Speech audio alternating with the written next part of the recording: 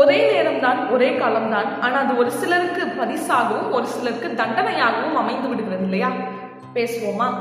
ஒரு தேர்வறையிலே கடிகாரம் ஓடிக்கொண்டே இருக்கிறது. அந்த கடிகாரத்துல ஓடக்கூடிய நேரம் என்பது எல்லா மாணவர்களுக்கும் ஒன்றுதான். அந்த தேர்வறையில 2 மாணவர்கள் பக்கத்துல உட்கார்ந்து இருக்கிறாங்க. அதுல ஒரு மாணவன் நல்ல தயாரான நிலையில தன்னுடைய முயற்சிக்கெல்லாம் ஒரு பலனை எதிர்பார்த்து வந்து உட்கார்ந்து இருக்கிறாங்க. அதே நேரத்துல இன்னொரு மாணவன் தயாரெல்லாம் ஆகல, எப்பவும் போல அந்த தேர்வறையில வந்து உட்கார்ந்து இருக்கிறாங்க. இங்கே கேள்வித்தாள் கொடுக்கப்படுகிறது. கேள்வித்தாளை கையில பெற்றுக்கொண்ட உடனே ஒரு மாணவன் முகத்துல சரியான மகிழ்ச்சி, இன்னொரு மாணவன் முகத்துல அதிர்ச்சி.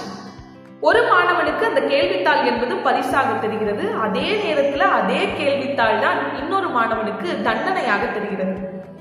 பரிசாக தெரிகிறதுக்கு காரணம் என்ன? அவன் போட்டிருக்கக்கூடிய அந்த ஒரு உழைப்பு இல்லையா? இந்த நேரத்துல நேரமோ காலமோ யாரையும் தண்டிக்கல, யாரையுமே காப்பாற்றவும் இல்லை.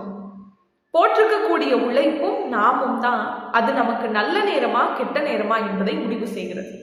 இன்னும் நிறைய பதிவுகள்ல நிறைய கருத்துக்களை சேர்ந்து பேசுவோம். ஃபாலோ பண்ணிக்கோங்க.